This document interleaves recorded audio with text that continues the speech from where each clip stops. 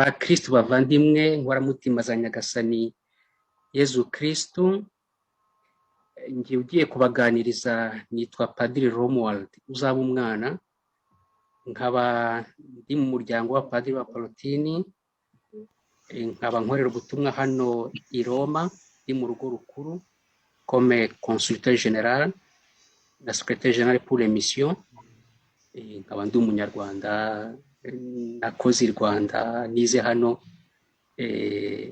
Padiri Mable twariganye muri petit séminaire kera tukiri abasore. Numva ibyo ngibyo bihagije, sinzi niba hari ikindi nakongeraho. Murakoze, birahagije rwose, nuba bihagije. Sawa. Bakristo bavandimwe nkoramutima za Nyagasani Yezu Kristo, bana mubyeyi wacu Bikira Mariya, ndabasuhuza mbifuriza amahoro y'Imana. Ndabanza kubashimira kuba mwaje kwifatanya natwe gukurikira ibiganiro byo kungurana ibitekerezo ku byerekeye urugendo rwo gukira ibikomere dukurikira Yezu Kristo. Nk'uko mubizi, amateka ya muntu kuva avutse kugeza apfuye agenda arangwa n'ibintu byinshi bitandukanye. Hari ibyiza bidufasha gukura, bikatwubaka, bigatuma tubaho dutekamye, dufite amahoro, tukagira n'ibyishimo byo kubaho kandi tukabarira neza bagenzi bacu, tugasohoza ubutumwa cyangwa se umuhamagaro wacu nta kibazo. Ariko amateka yacu ashobora no kurangwa n'ibindi bintu bibi bitubabaza, bikadusenya, bikadukomeretsa, tukabura amahoro, tukabaho nabi. Yaba ari intambara z'urudaca, ari ukuba waravutse batagushaka, guhemukirwa n'uwo wizeraga, guhigwa, kubeshyerwa, cyangwa se kwangwa kubera uko wavutse kandi atari wabihisemo uko uvuka, kuba impunzi ugahunga igihugu cyawe, ukava mu muryango wawe, umuryango ukaguca, n'ibindi byose bidusigira ibikomere byo ku mutima. Muri experience nagize mu buzima bwanjye muri myaka ishize 20, ngewe ndi padiri, maze imyaka 22 ndi padiri, nagize amahirwe yo gukorera service de culte psycho-spirituel abantu batandukanye mu rugendo rwabo rwo gukira ibikomere. Byinshi nabyigiyemo, ibyo nigiyemo nibyo byabaye intandaro y'ibiganiro 12 twabateguriye mu kubafasha gukora urugendo rwo gukira ibikomere. Nk'undi muntu wese, nanjye nagize ibikomere by'amateka yanjye, nkora urugendo ufashijwe n'abandi, baba abasaserdoti, abaformateur, abapsychologue, directeur spirituel, abo bose bamfashije gukira. Nyuma nk'umusaserdoti, nanjye naje guherekeza abantu batandukanye, nk'umusaserdoti cyangwa se nk'umupsychologue. Aho niho havuye iyo approche psycho-spirituelle nkoresha mu rugendo rwo gukira, rwo gufasha abantu gukira ibikomere bakurikiye Yezu Kristo. Izi ntambwe cyangwa se ibi biganiro 12 ni nkaho ari inshamake y'igitabo kiri hafi gusohoka, nise Assumer nos blessures à la suite de Jésus-Christ.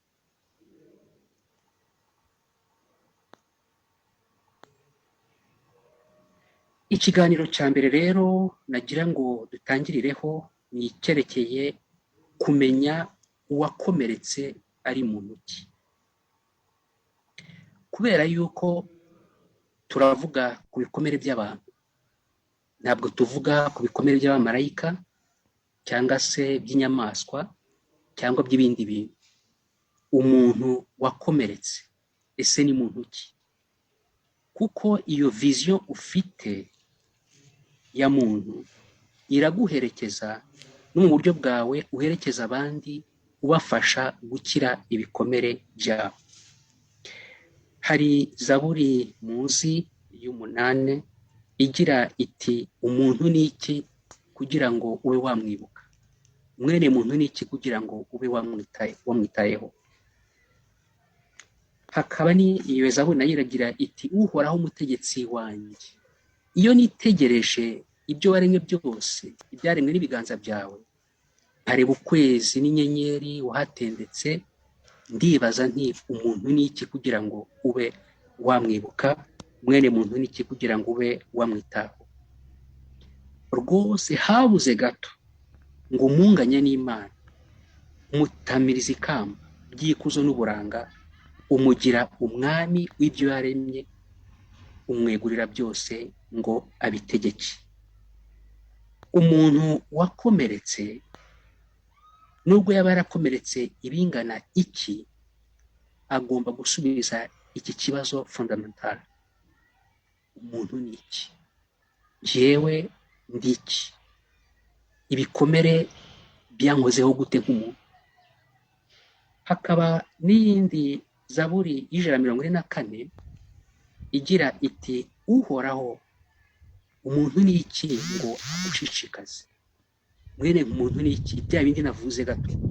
Noneho harakaba iyo zaburi nayo ikagira iti umuntu ameze nk'umwuka uhumeka rimwe, n'iminsi ye ikamera nk'igicucu gihita. Wa muntu ukomeye cyane waremwe mu ishusho y'Imana nk'uko tuza kubireba imbere, ariko afite n'akandi kantu ka fragilité, ahumeka rimwe bikaba birarangiye.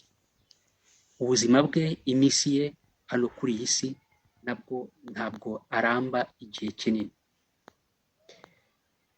Hari amahame nagira ngo twibukiranye dukurikije ibyo Kiliziya Gatolika itwigisha, kuko nje ugiye kubaganiriza ndi umusaseridoti, ngendera mu murongo wa Kiliziya Gatolika. Hari anthropologie yacu idufasha guherekeza abandi. Ikintu cya mbere rero numva twagombye kwibukiranya nuko buri muntu wese yaremwe mu ishusho ry'Imana. Ibi tubisanga mu gitabo cy'Intangiriro, umutwe wa mbere, ku murongo wa 26 kujya ku 28. Nuko Imana iravuga iti noneho duhange mu ishusho ryacu, mu misusire yacu.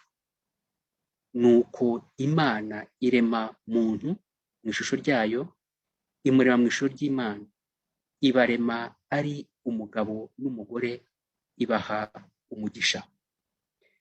Hakaba n'indi version y'ibyerekeye iremwa ry'umuntu mu mutwe wa 2 w'Intangiriro nabwo, aho batubwira yuko nukuhoraho Imana abumba muntu mu ibumba rivuye mu gitaka, amuhuha mu mazuru umwuka w'ubuzima, nuko muntu aba muzima. Umuntu rero uwo ari we wese yaremwe mu ishusho ry'Imana, akaba afite igice nakwita physique, cyo gitaka, cyo kibasimburize n'igitaka, n'icyo gice spirituel, aho ngaho dufite umwuka w'abazima Nyagasani yahumekeye mu mazuru y'uwo muntu yaremye amukuye mu gitaka. Tukaba tuzi yuko tuza kuri iyi si tuvutse, ariko umunsi umwe tukazapfa, maze tukabora tugasubira mu gitaka. Hari na zaburi igira iti, zaburi 139 igira iti niwe waremye ingingo zanjye, umbumbabumbira mu nda ya mama, amagufa yanjye ndi urusoro, amaso yawe yarambona. Ni ibintu bikomeye cyane kuba umuntu uwo ari we wese, icyo turi cyo cyose, yaba ari umubiri, yaba ari roho, icyo ni cyo cyose ni Nyagasani wabipanze. Umusatsi wanjye ni Nyagasani wawushatse. Icyo ndi cyo cyose, urugingo rw'ubuzima bwanjye, urugingo rw'umubiri wanjye, yaba ari amagufa, yaba ari inyama, byose ibyo ndibyo byose ni Nyagasani wabiremye. Kandi Nyagasani yabonye ko ari byiza, nta na kimwe kibi mu byo Nyagasani yaremye cye nk'umuntu ufite. Buri muntu wese rero yaremwe mu mugambi w'Imana, ntabwo ari fruit du hasard ngo abari aho ngaho icyo ntazi. Hari uwadutekereje, arabipanga, aturema uko turi, abantu abarema umugabo n'umugore, aturema dufite umubiri, aturema dufite roho, aturema dufite icyo gice cy'ubuzima bw'Imana. Kubera ko umuntu yari mu ishusho ry'Imana, iyo ni gatigisimu ya Kiliziya Gatolika kuri nimero 357 iratubwira iti: kubera ko umuntu yari mu ishusho ry'Imana afite agaciro nk'umuntu, ntabwo ari ikintu, ahubwo ni umuntu. Ashobora kwimenya, ashobora kwiyakira, ashobora kwitanga, ashobora no kunga ubumwe n'abandi ndetse n'Imana yamuremye. Kuba buri muntu wese yari mu ishusho ry'Imana ni iby'agaciro gakomeye bakristo bavandimwe. Niho hashingiye agaciro ka buri muntu, si ibyo atunze, si uko asa, si uko areshya, si aho yavutse n'uko yavutse, si ibara ry'uruhu rwiwe, si ubwenge afite. Umuntu kuba ari umuntu afite agaciro gakomeye kuko Imana niyo akomokaho. N'uwakomeretse nawe agumya kuba umuntu, nubwo yakomereka ibingana iki, niyo yakora ibyaha bingana iki, niyo yagira ubumuga bungana iki, aguma kuba ari umwana w'Imana, ari ishusho y'Imana.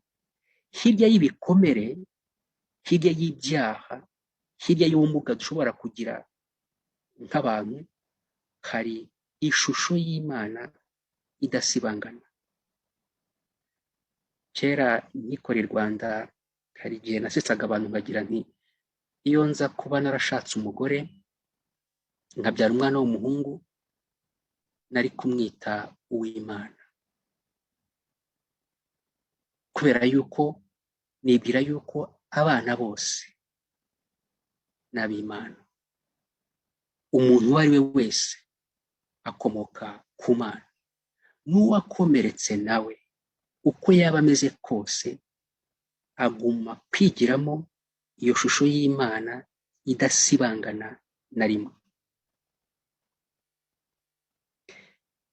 Ikindi kintu cya kabiri nagira ngo twibukiranye ku byerekeye umuntu wakomeretse, ni uko buri muntu wese agira muri we inyota y'Imana.